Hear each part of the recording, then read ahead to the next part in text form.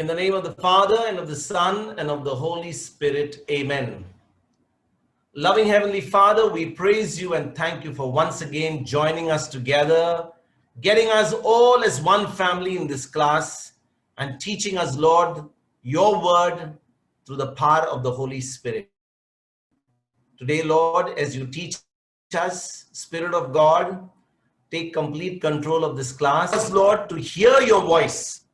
And Lord, let this word that we are hearing penetrate the soil of our hearts, germinate and give us the victory that you have already promised us. Father God, at this very moment, Spirit of God, we ask you to take complete control of all my faculties, my heart, my mind, my lips, my vocal cords. Nothing of me, everything of you. And Lord, teach us the word and make it so simple, easy for us to understand, so that as we apply all that we are learning each day, we can live the victorious life that Jesus has promised us. We thank you and we praise you, Father. In Jesus' name, amen.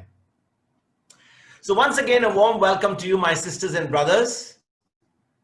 We are going to continue with the same theme that we have been looking for the last 2-3 days, and that is all about how our mind is the control center of our life. We all know that our mind is where everything in our life depends for us to live victoriously.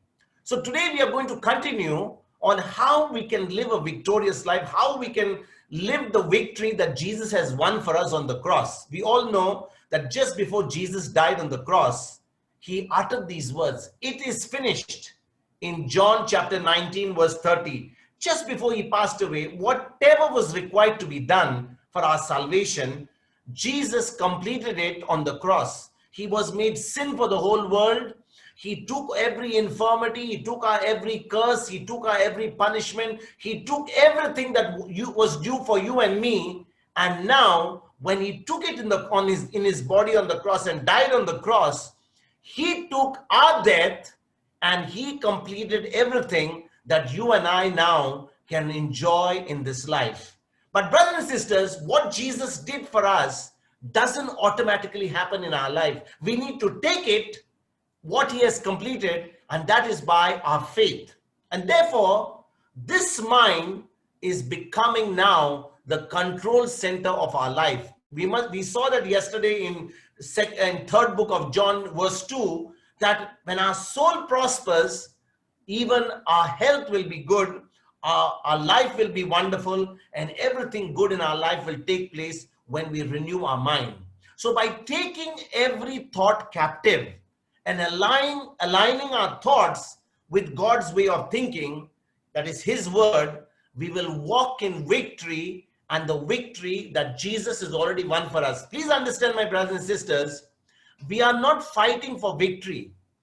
We are not going to do anything to receive the victory that Jesus has already won for us. We are already in victory when we believe in Jesus, and when we are in victory, we are going from victory to victory. That means we are going from glory to glory. Please understand that Jesus doesn't want you and me to fight against the devil. He has already defeated the devil. He has already destroyed the devil on the cross. But what he needs you and me to do is renew our mind and not allow every negative thought, every lie of the enemy to change our thinking and take us away from the victory that Jesus has already won for us. So when we understand that Jesus has already won the victory for us, he has already done everything that you and I need for in this life, we will only renew our mind. And when we renew our mind, we will receive everything that Jesus has already won for us. So brothers and sisters, yesterday we saw something very beautiful. We saw those 8 steps. What are those 8 steps? Our thinking decides our emotions.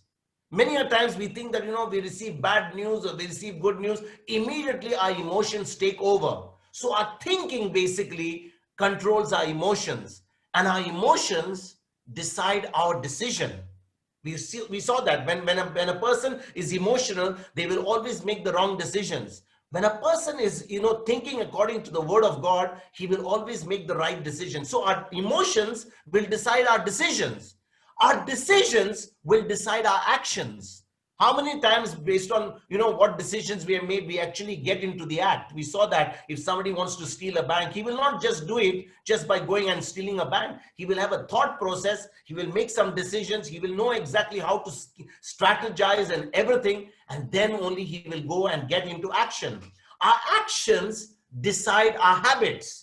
So our habits are not created overnight. We don't just get up in the morning and we start brushing our teeth. It's a habit that has been developed right from our childhood, because our parents have told us you need to brush your teeth when you wake up in the morning. And because of that, we wake up and by habit, we start brushing our teeth in the morning. Our habit decides our character. And we know that character is something that everyone is able to see. We please understand, brothers and sisters, our character cannot be formed overnight. Just going to a retreat or just coming to a Bible study will not change our character. Our character is a process that is developed slowly but surely through this process of our thinking, our emotions, our decisions, our actions, our habits. And once our habit becomes, something that decides our character, we reach a point in our life where our character will decide our victory. Please understand, when we think according to God's word, the very source, our thinking will finally decide our character. So it depends on what we are thinking on. Are we thinking on the world? Are we thinking on the lies of the enemy? Or are we thinking on God's word? And brothers and sisters, when we begin to think according to God's word, we come to a place in our character where we will receive the abundant life that Jesus has promised us. We will receive the victory that Jesus has already obtained for us. We don't need to fight for victory. All we need to do is keep a check on our thinking. When our thinking is lined with God's word and we begin to operate according to God's word, there is no doubt that victory is assured, because that victory has already been obtained by Jesus on the cross. Now, brothers and sisters, people are products of their thoughts. We saw that again yesterday when a person, according to Proverbs 23 verse 7, let us read that. Proverbs 23 verse 7. For as he thinketh in his heart, so is he. As a man thinks in his heart, so is he. Now, it's not only for the man, it's for the woman as well. So man means any person who thinks in his heart, that is what he is. So our thinking decides what we are. We are the product of our thoughts, brothers and sisters. We change our life by changing our thinking, we changing our mindset. Remember, if you are right now in a pit or in a particular situation of your life, that situation is not the situation God wants you and me to be. We could be in a bad situation because of the wrong decisions we have made, because the very start we did not think according to God's word. Remember, my brothers and sisters, when we begin to think according to God's word, our thinking will finally lead us to a character which will change according to God's word. And therefore, if we are in a situation right now, any pit or any problem, whether it's our finance, our marriage, our relationship, whether it is a problem in our job, whether we are in any sort of tight corner, the moment we change our thinking, change our mindset, we are going to change our life, we are going to change our situation. And brothers and sisters, right thinking always precedes right actions. Please understand, it's not that the action must be changed. Actions, by changing the actions, we are not going to get victory. You may change your actions momentarily. You may change your actions just for a few hours or for a few days. But when you change your thinking, the action also will change. And there are two sources of our thoughts. We have seen that yesterday. Actually, there are three. One is God is our source. The second one is Satan. And third is the world. The world also has got so many attractions for us. And again, the world and Satan are the two things that go together. So although the world will give you, the world will not necessarily give you something which will do something evil. Like, for example, the world will always encourage you with so many things. Go and buy, start having a big house and start, using 3-4 cars. All these thoughts that come to you come from the world, because the world will always want you to be one up against your neighbor. There's nothing wrong in that. But as you begin to develop a habit of trying to always focus on being one up or better off than the other, slowly but surely, you're going to drift away from God. So, brothers and sisters, our source of our thoughts is God and Satan. And Satan's greatest weapon is suggestion. Please understand, Satan has been defeated.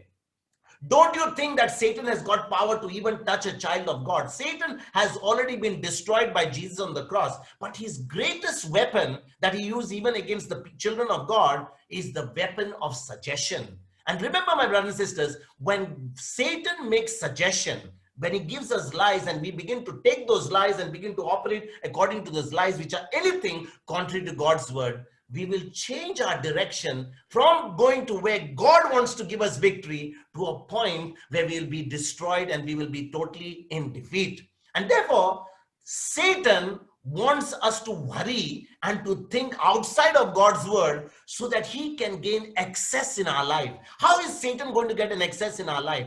He cannot get access in our life because we already belong to Christ.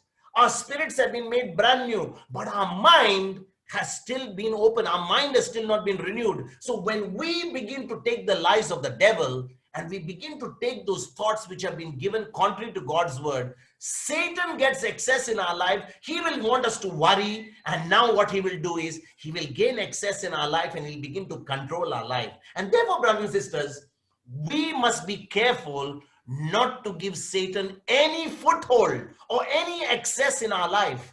That's what St. Paul writes to the Ephesians in Ephesians chapter 4, verse 27. Ephesians chapter 4, verse 27. Let us read that and see why St. Paul talks about not giving the devil a chance in our life, not giving the devil access in our life, because he will just come with a suggestion, and that suggestion when we take, we will be totally destroyed. Imagine, brothers and sisters, I'll give you an example how this suggestion takes place. A person is not drinking. He has never touched alcohol in his life, but he goes to a party. And when he goes to a party, someone tells him, it's not a problem to take one sip of alcohol. No problem if you take a little sip of beer. No problem if you have one peg. He has never taken alcohol in his life. He doesn't want alcohol, but he has now taken that suggestion and he takes one sip of alcohol. He has one peg. Now, the very fact that he had that one peg has already now gone into his mind that the taste is good. He has felt high. He has felt intoxicated. He has felt good. Now comes the second peg. And from the second peg, it becomes another third peg. And now he has actually gone into drinking and become now drinking like as though, there is no end for the bottle. And brothers and sisters, it always starts with something small. It always starts with a suggestion. And when we entertain with that suggestion, we will find the enemy will enter in and destroy our life. Let us read Ephesians chapter 4, verse 27. And do not make room for the devil. Do not make room for the devil. That's what St. Paul says. That means there is something that you and I are going to do in order to allow the devil to come and destroy our life. St. Paul says, do not make room for the devil. So is God going to make room for the devil? Is the devil going to make room for himself in our heart? Absolutely not. It is we who are going to make room for the devil. And that's why St. Paul says, you and I are responsible whether we are going to allow Satan in our life or not through the thoughts that we are going to entertain. Remember, brothers and sisters, the devil's job is to make us worried. He wants us to think outside God's word so that he can get access in our life, and he wants a foothold in our life, but we should not give him any room. Please understand the responsibility to keep the devil out of our life, to keep the devil's thoughts, the negative thoughts contrary to God's word, are not the job of the preacher, not the job of anybody else, but it is our own responsibility, because God has given us free will, and when we do not keep the devil out, he will get a foothold, he'll get that access in our life, and he will destroy our life. Therefore, brothers and sisters, an empty mind, or one that has not been renewed with the word of God, will give place to the devil. Please understand, if your mind is empty, your mind has not been filled with God's word, you have not been thinking on God's word, you have not been meditating on God's word, what are you going to do? You're going to give access to the devil, because the word of God says, I'm going to give you a good example. Jesus said that when the evil spirit goes out, it goes out and the person is completely set free. This is like probably a person who's having sickness or someone who's having demonic possession. When somebody uses their faith and clears that devil out of their life, that person is absolutely set free. He's having victorious life. He's living a great life. But the word of God says when that evil spirit has been kicked out, it goes on dry ground and then it comes back and sees the house completely empty. What is empty? The person's mind is empty. The person has been completely free of that demonic spirit.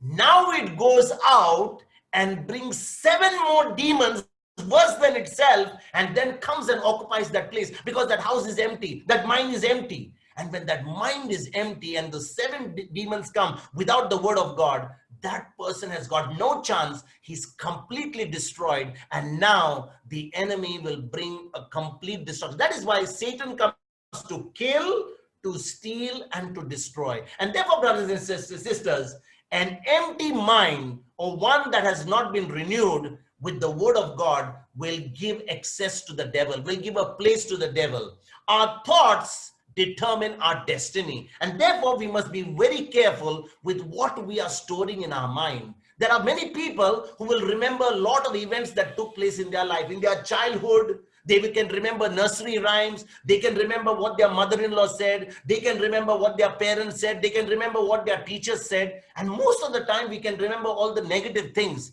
of things that have been said years ago. Maybe even, when we were very small. But when it comes to remembering God's word, we find it so difficult to remember God's word. And remember, brothers and sisters, when we take God's word and allow God's word to dominate and renew our mind with the word of God, our thoughts will determine our destiny. Our thoughts will take us to that place where now we will begin to live a victorious life. Remember, everything starts with a thought. That thinking is finally going to decide our character. And when we reach that character according to the thinking of God's word, we reach a place of abundance. We reach a place of victory. We reach a place where God has destined for you and me. And when we can start with our thinking first, there are many times people begin to think unnecessary problems because there is no problem at all. There are so many times in this present time, in this pandemic, there are people who are afraid to go out, even talk to anybody. They are afraid to go out of their house. They are afraid to interact with anyone because they are afraid that they will get the virus. And they are staying inside and going through a massive depression. Brothers and sisters, our thoughts determine our destiny. Imagine you may stay away from the virus because you don't want to interact with people. Praise God.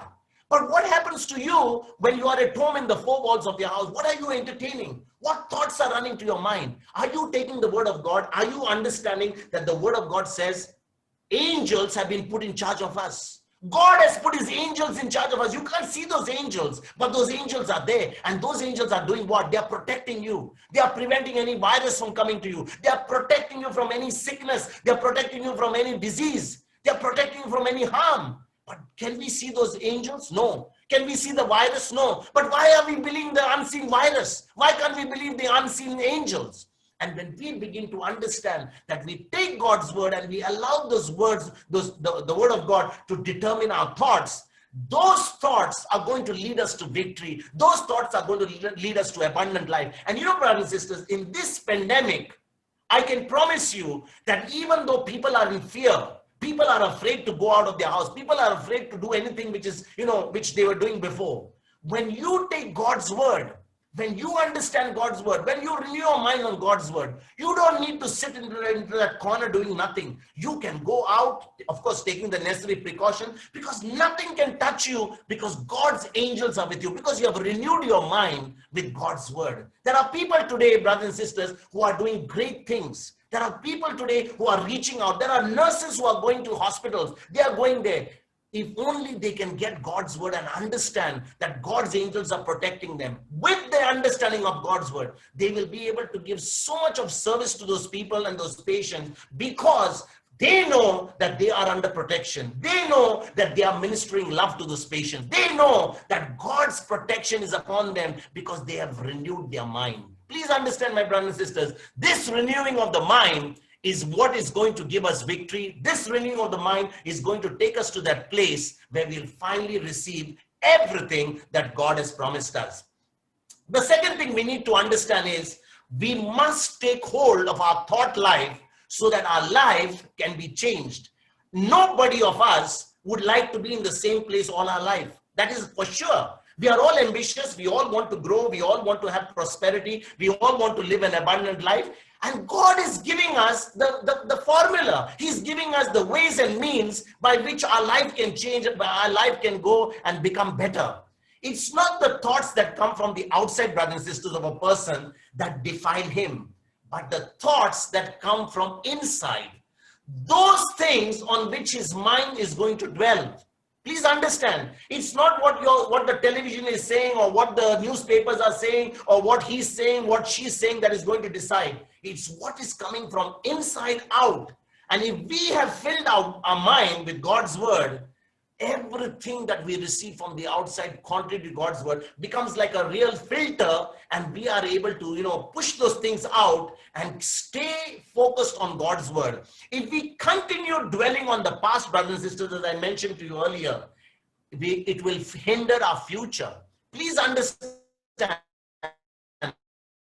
we shouldn't let past decide what God wants to do with you and me in the future. Our past has got nothing to do with our future. Maybe our past was very bad. Maybe our past was such where we had so much of poverty. We went through so much of trials, difficulties. We never knew the word. We went through it because we just went with the flow of this world. But when we understand that according to God's word, I'm going to renew my mind, God is going to change my thinking, change my character eventually, and lead me to a place where he wants to give me victory. We must feed our hearts and mind with the right things so that our thoughts will line up properly according to God's word. Please understand, brothers and sisters, the work that you and I are called to do is only to keep our mind focused on the word of God. If we are able to stay focused on God's word, there is no doubt that that word, which has already obtained victory for us, is going to take us to a place where we will see God's glory. We will see the abundant life that Jesus has already promised us. What we meditate on is the source of our action. What we meditate on is the source of our action. What is the meaning? If we are beginning to meditate on something which is negative, let me give you an example. Say, for example, you wake up one day in the morning and you think that, I must divorce this partner of mine. I must divorce my husband. I must divorce my wife. Do you think that you will just wake up one day in the morning and want to divorce your husband or your wife? Surely not. Brothers and sisters, divorce is a thought that has been nourished and meditated on for a long period of time. Please understand, nothing that we do as an action will happen instantly. It is something that we have been meditating and thinking and, allowing our mind to be working on over a period of time. Let me give another example. Say one fine morning, you have been going to work, you have been having problems at your workplace or whatever, you don't like the people, whatever. You don't wake up just one morning and you say, I'm going to quit my job. Surely it won't happen that way. It is a process that you have been nourishing those thoughts about the boss, about the type of people, about the work, about maybe you have not got your promotion, maybe you're just fed up with the people you want, and this has built up and you are now getting so carried away by all those thoughts that I knew that when you have to wake up in the morning and go to work, you just don't want to work and you are ready to put in your resignation letter and quit. Brothers and sisters, if we ever make those decisions like that on the spur of the moment, we are actually not reaching the destination that God wants to give us. When we understand that everything that God wants to give us starts with his word, by thinking his word, that finally by the habit, by the behavior, by the character that we will reach, we will get God's very best. Now, when our spirit man has been developed, God wants us to hear him so that we can live an inside out life. What does this mean? When our spirit man has been developed, when is our spirit man developed, brothers and sisters? Our spirit man is developed when we start feeding ourselves with God's word. The day we receive Christ, the day we were born anew, the day what the Bible says according to 2 Corinthians chapter 5 verse 17, the day we receive Christ, that is the day we were made brand new in our spirits. But this spirit, although it has Christ in it, this mind needs to be taught. This mind needs to understand God's word. So if we are not going to feed our mind with God's word, even though there is all this power on the inside of us, Do you think that you and I can receive the victory? Absolutely not. God wants us to think from this source. And what is his source? His source is his word. When, brothers and sisters, when we take our mind off God, we will surely fall. That is for sure. The moment we start thinking outside God's word, there is no doubt that the enemy is going to come. Because if we are thinking outside God's word, what are we thinking on? We can't just keep a mind which is blank. The enemy is going to come and give us thoughts which are contrary to God's word, and we are going to be defeated. And therefore, brothers and sisters, when we take our mind off God, we take our mind off his word, we will definitely experience the fall. We will definitely experience the defeat. What happened to Adam and Eve in the Garden of Eden? We saw that in the Garden of Eden in Genesis chapter 3. They took their mind of God. What did God say to them? What did God say particularly to Adam? He said, Adam, I've given you this entire garden. I've given you all these fruit-bearing plants. I've given you everything under your dominion. But there is one tree that you should not touch. There's one tree of the fruit of the good and evil, which you will not touch. Adam took his eyes off God's word. He took his eyes off God's instruction. And what happened? The moment he went and ate the fruit which was forbidden, immediately had a fall. He was kicked out of paradise, and everything was lost for Adam and the whole human race. You know, brothers and sisters, everything in life begins as a thought. Please understand, nothing that you and I are going to do in this life ever begins without me thinking about it. So the seed of that very thing that we are going to reach to that destination is a thought. It is a seed. The thought is a seed. That thought must be according to God's word. We have seen in 1 Peter chapter 1 verse 23 that God's word is an incorruptible seed.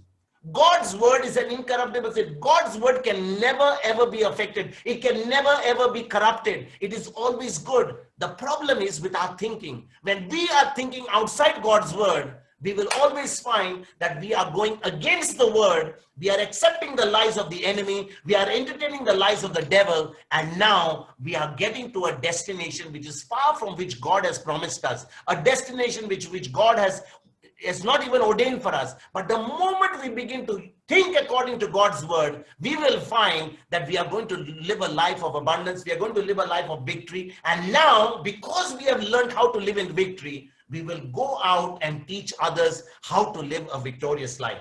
Let us go further. We can win the battle over our mind each and every time. It's not something that you'll win one time, you lose one time. Please understand, brothers and sisters, when we have win the battle over our mind, victory is always assured.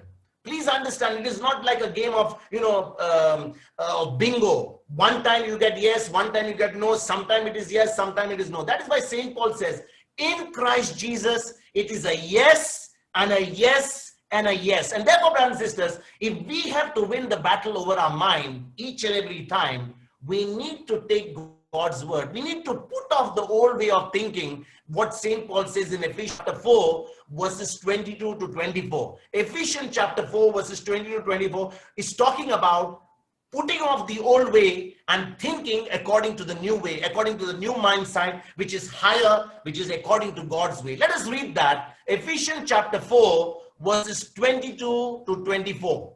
You were taught to put away your former way of life, your old self, corrupt and deluded by its lusts, and to be renewed in the spirit of your minds, and to clothe yourselves with the new self, created according to the likeness of God in true righteousness and holiness. So, brothers and sisters, the old life that we lived without God's word, because we never knew God's word. We knew how to pray, we knew how to go to church, we knew how to do all our fasting, we knew how to follow the religious activities, but we never ever took God's word seriously. We never realized how much our thinking will decide our future, how much our thinking will decide our victory. And brothers and sisters, when we begin to think according to God's word, when we change our old way of thinking, we can set our mind and affection on higher things. That's what St. Paul says again in Colossians chapter 3, verses 2 2 and 6 to 10. Let us read what St. Paul gives us, a new mindset, a mindset which is much higher, a mindset which is going to lead us to that promised land, is going to lead us to that victory, going to lead us to that place that God has already prepared for us. Colossians chapter 3 verse 2 and 6 to 10. Set your minds on things that are above, not on things that are on earth. On account of these, the wrath of God is coming on those who are disobedient. These are the ways you also once followed when you were living that life. But now you must get rid of all such things: anger, wrath, malice, slander, and abusive language from your mouth. Do not lie to one another, seeing that you have stripped off the old self with its practices and have clothed yourself with the new self, which is being renewed in knowledge according to the image of its creator. We are being renewed according to the image of our creator. And who's our creator? Jesus himself. Brothers and sisters, when we begin to renew our mind, we begin to change the way we have been living before. Because before, we never knew the word as much as we know now. Now we understand how much God's word is going to take us to our destination when we think according to his word. And when we begin to think according to God's word, our thinking changes. The way we slandered people, the way we spoke against people, the way we judge people, the way we start, speaking death over our own life. But when we understand our words are so important, when we understand that, the power that we need to receive from God is under our nose, right into our mouth, on our tongues, we will be careful with the words we speak. We saw that last week, how our words will be the ones that will take us to our destination. And brothers and sisters, how will our words change?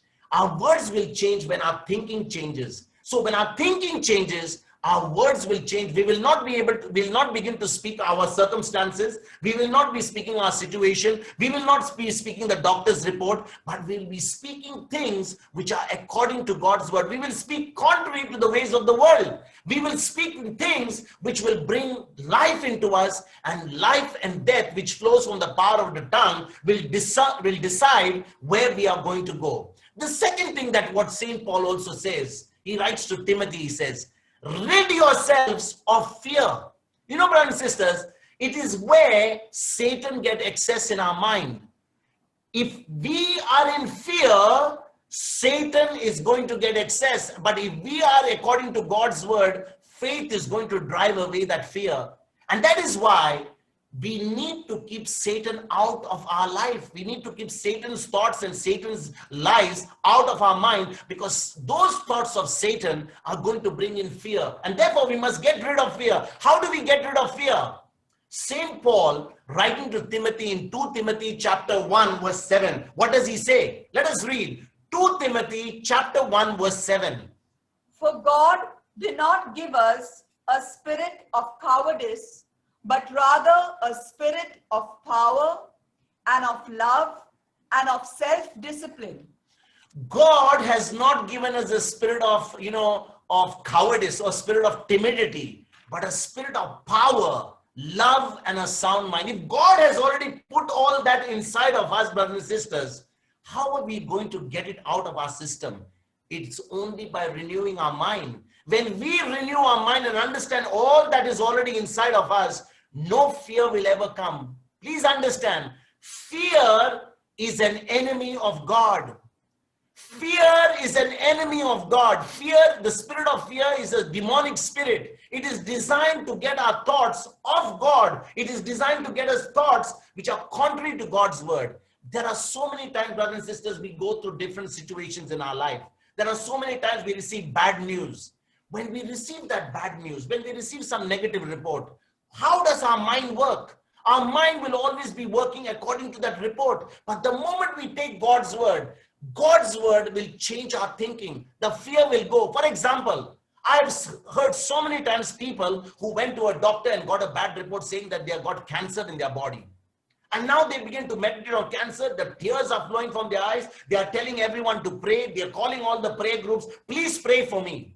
But the moment they were given the promise of God saying that Jesus already destroyed cancer in his body on the tree, Jesus destroyed cancer on the cross. He took our cancer. He took every sickness. That's what it says in Matthew 8:17. Now what happens? They begin to think, if Jesus carried that cancer, he has already carried that cancer. I better believe what God's word says. And as they begin to believe God's word, they begin to start thanking the Lord that he has given, that he has already set them free from cancer. And cancer very supernaturally is destroyed from their body. I have seen personally so many people healed of cancer when they heard God's word. Brothers and sisters, when we receive a negative report, the first thing that is going to come to us is fear. But before that fear can take control of us and make us do the wrong decisions and wrong action and destroy our whole life, immediately we need to take God's word. God's word will immediately bring in faith. God's word will flush out the fear. And when fear is kicked out, now we'll begin to experience that victory that Jesus has already obtained for us. We are not going for victory. We are not going for healing. We are only receiving the healing that Jesus has already done. And brothers and sisters, be perfected in God's love. We must understand, because perfect love casts out all fear. That's what first book of John chapter 4 verse 18 says. Perfect love casts out all fear. So when we know that God loves us, remember last week we spoke about the love of God. We saw that God's love is absolutely unconditional. God is not loving us based on our performance. Many times people say, I have lived such a bad life. Will God really love me? I've done so many wrong things in my life. Will God love me? Brothers and sisters, let me give you some good news. God's love for us is not dependent on our performance. He is a God who's a shameless God. He loves us. He's a doting father. He is a prodigal father. He loves us. He loves us to a point that he sent his own son for us. And therefore, when we understand that this loving, caring God is not looking at us and looking at what wrong we are doing. His love wants to bring us out of our pit. He wants to bring us out of our past. He wants to bring us out of our sickness. He wants to bring us out of that bad mindset that we had without his word, to a point where he can truly be glorified by the great life that you and I are going to live. Brothers and sisters, perfect love drives out all fear. 1 John 4:18. And therefore, when we understand the love of God, when we understand that this God loves us, we must be able to receive everything that God has already ordained for us through his son Jesus. Now, to develop a sound or disciplined mind, what must we do? We must develop a sound and disciplined mind. And therefore, an undisciplined mind is one whose thoughts wander. It is unstable. How do you know that our thoughts are going to wander? Do you think, brothers and sisters, just because you have come to a Bible class, just because you read the Bible, your mind will not wander? Even those who are basically walking according to God's way, who are reading their Bible, renewing their mind, do you think that your mind will never wander? Personally, my mind sometimes wanders, and immediately I need to understand, oh, my mind is wandering. These are not the thoughts that are going to go according to God's word. And immediately I repent, come back to the word, and I begin to experience. Because brothers and sisters, if you dwell on those negative thoughts, believe me, you're going to make the wrong decision. And therefore, an undisciplined mind is one whose thought wanders. Where does St. Paul say that? 2 Timothy chapter 1 verses 6 to 7. Let us read that. Second book of Timothy, chapter 1, verses 6 to 7. Let's read the Amplified Version. That is why I remind you to fan into flame the gracious gift of God, that inner fire, the special endowment which is in you through the laying on of my hands, with those of the elders at your ordination. For God did not give us a spirit of timidity or cowardice or fear, but he has given us a spirit of power and of love and of sound judgment and personal discipline, abilities that result in a calm, well-balanced mind and self-control. A well-balanced mind. That's what the word of God says in the Amplified Version. He has given us a well-balanced mind. Remember, my brothers and sisters, God doesn't make any junk. God doesn't make anyone imperfect. He has given us a perfect mind. He has put his spirit within us. He's given us a sound mind. And therefore, when we renew our mind according to God's word, the moment we go outside God's word, we are going to start getting into fear. We are going to get into indiscipline. We are going to make all the wrong decisions. But the moment we begin to train our mind according to God's word, we are going to take God's word and start thinking according to God's word. We will first and foremost stop our mind from wandering. Again, the book of James, what does he say? A person is unstable when he begins to think double-minded. A person who's double-minded is going to be unstable. James 1 verses 5 to 8. Let us read that. James 1 verses 5 to 8 talks about a double-minded person, a person who's thinking about so many things. It is important to keep our thoughts on that word, keep our focus on the word, and only when we keep our focus on the word, that word is going to take us to that destination. James 1 verses 5 to 8. Let us read that. If any of you is lacking in wisdom, ask God, who gives to all generously and ungrudgingly, and it will be given you. But ask in faith, never doubting. For the one who doubts is like a wave of the sea, driven and tossed by the wind. For the doubter, being double-minded and unstable in every way, not expect to receive anything from the Lord. A person who's double-minded should never expect to receive anything from the Lord. Why, brothers and sisters? If our mind is thinking on the world, it's thinking about this, thinking about that, and also we have got the word of God in our mind. Can you imagine if you're thinking about so many things and also having the word of God? Can that word of God really have a prominence in our mind? We are going to be confused. Our actions are going to be confused. It's going to be, our faith is going to get adulterated. It's going to be corrupted. And therefore, we need to keep our focus on the word. Many times when we stay on the word, we keep our focus on the word, there are going to be negative thoughts that are going to come. There are thoughts that are going to come contrary to the word of God, which are going to take us away from the word. And that is the time we need to open our mouth and start speaking the word. Remember, brothers and sisters, when we open our mouth and start speaking the word of God is like a net. It will trap every negative thought which comes against the word of God. That's what we saw in 2 Corinthians chapter 10, verses 4 to 6, I believe. 2 Corinthians chapter 10, verses 4 to 6. It talks about bringing every thought captive, bringing everything which is disobedient in obedience to Christ. And brothers and sisters, when we understand that God's word is like a net, allowing us to trap every thought which is contrary to the word, now we got the tools, we got the sword of the Spirit. It's like a fishing net which the fishermen take to the sea to catch fish. In the same way, we have got the word of God. Our mouth is the net, and when we open that mouth and we speak those words, the word has got the power to trap those negative thoughts and help us to focus on the word. Let us read 2 Corinthians chapter 10, verses 4 to 6. Let us see how we have got the tools in order to discipline our mind. For the weapons of our warfare are not merely human, but they have divine power to destroy strongholds. We destroy arguments and every proud obstacle raised up against the knowledge of God, and we take every thought captive to obey Christ. So, brothers and sisters, we must be aggressive.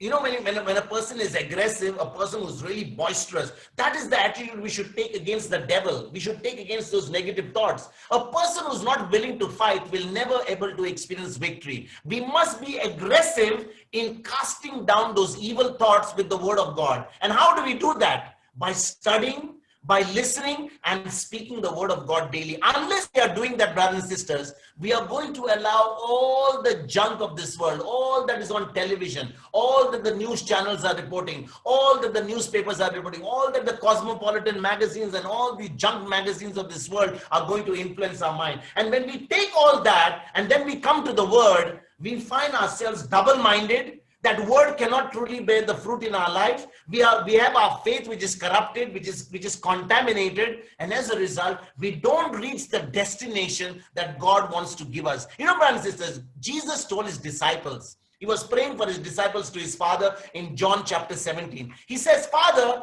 I am in this world, but I do not belong to this world.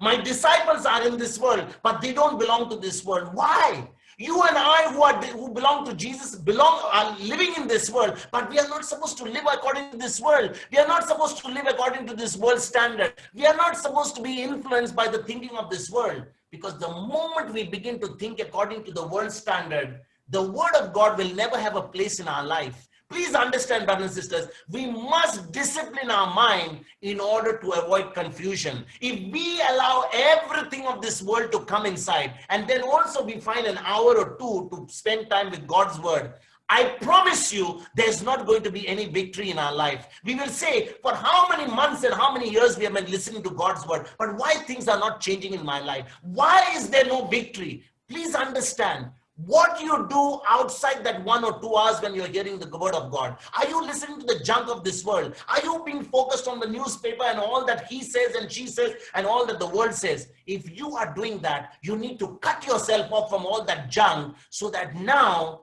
you can keep your mind focused, keep your mind disciplined on God's word. It will never be confused. You'll never be double-minded, but you'll cruise to that location. You'll cruise to that destination where God wants to take you and me. Brothers and sisters, a focused and carefree mind leads to perfect peace. Please understand, a focused and carefree, it means a mind that is free from all the cares of this world, will always lead us to perfect peace. That's what it says in Isaiah chapter 26 verses 3 to 4. Isaiah 26 verses 3 to 4. It says, you will keep him in perfect peace whose mind is stayed on thee. Let us read that. Isaiah 26 verses 3 to 4. Those of steadfast mind you keep in peace, because they trust in you.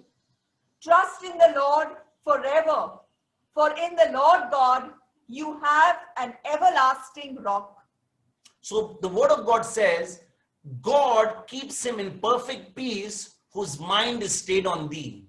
When our mind is stayed on God's word, many times, brothers and sisters, we are asking the Lord to give us peace of mind. We are praying for peace in this world. We are asking God, Lord, give me the peace of mind. We pray so many times for peace. I want peace in my family. I want peace in my marriage. I want peace in this world. I want peace in my community. And we don't get peace by praying for peace. We receive the peace by renewing our mind, by staying focused, by keeping our mind on the word of God. And brothers and sisters, when we focus our attention on God's word, when we aggressively allow our mind to be disciplined and not be confused other than anything that we hear contrary to God's word, we will always find that we are going to cruise to that place where God wants to give us victory. The cares of this world will choke the harvest in our life. Please understand, there are so many things that we want to do. For example, right now you are in this Bible class, but you may be having mind right now on things may be going in your mind. What is on in the oven for lunch if you are in the UK? Maybe it's in evening, it's time for me to have my evening tea. If you are probably in Malaysia or some other part on the eastern side, you may be thinking now what's going to be for my dinner, or you're going to think about so many issues. You're going to think about your workplace. You're going to think about so many things that you have to do on this world. Please understand, brothers and sisters, the cares of this world will choke the word of God. The cares of this world will choke what God wants to give you. The cares of this world will actually nullify and cancel the harvest that God wants to give us. If we are going to do 3 things while coming to a Bible study, please understand, when you come to a Bible study, shut your phones.